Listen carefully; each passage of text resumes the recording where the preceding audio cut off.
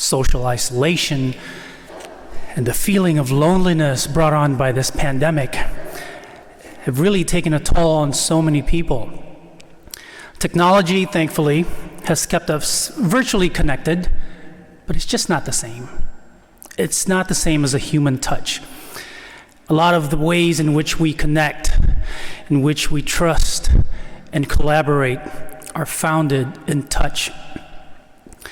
Now imagine if you had leprosy.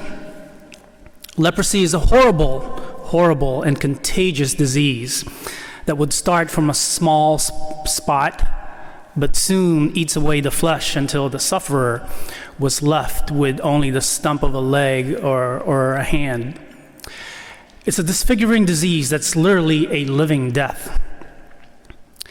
But just as bad as having this disease is the isolation that it brings to the sufferer or the victim.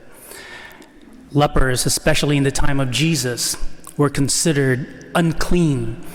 So they were banished from society and exiled from their homes. There's shame, horror, guilt that are associated with this disease. Shunned and hated by others, lepers end up hating themselves.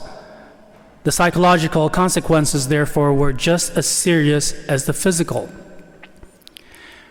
When we despise ourselves, when our hearts are filled with bitter shame, in spite of all, Christ's hand is still stretched out to us. And we see this happening in today's gospel from Luke, where Jesus is concerned with more than bodily healing. He's actually bothered by the helplessness and humiliation of those rejected by society, such as the lepers. And after Jesus cures the suffering man, he tells him to show himself to the priest of the temple and offer a gift of thanks at the temple. Let your thanks speak for itself, Jesus tells the now clean leper. Let the wonder be proof that the love of God is now in your midst. Let me repeat that.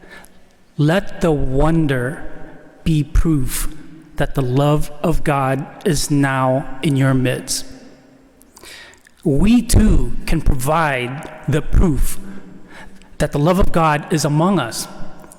It happens when we show compassion and care for others, as opposed to being egocentric or narcissistic. Let our face mask and social distancing be proof of our care for one another. Please, let's not politicize it. The virus doesn't care what social or economic or political party you belong to.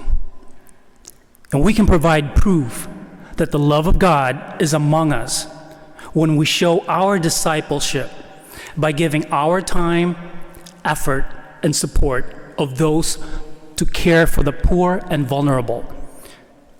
Let our patience and understanding of those in need be proof of our belief in the sacred dignity of everyone as sons and daughters of God. We've got to show what God has meant in our lives by the integrity and generosity of our lives. We must give to others what we have been given by Christ. And so we pray that the love we extend to others mirror God's love in our own lives. It is of the very essence of Christianity that we love the unlovable or untouchable and forgive the unforgivable.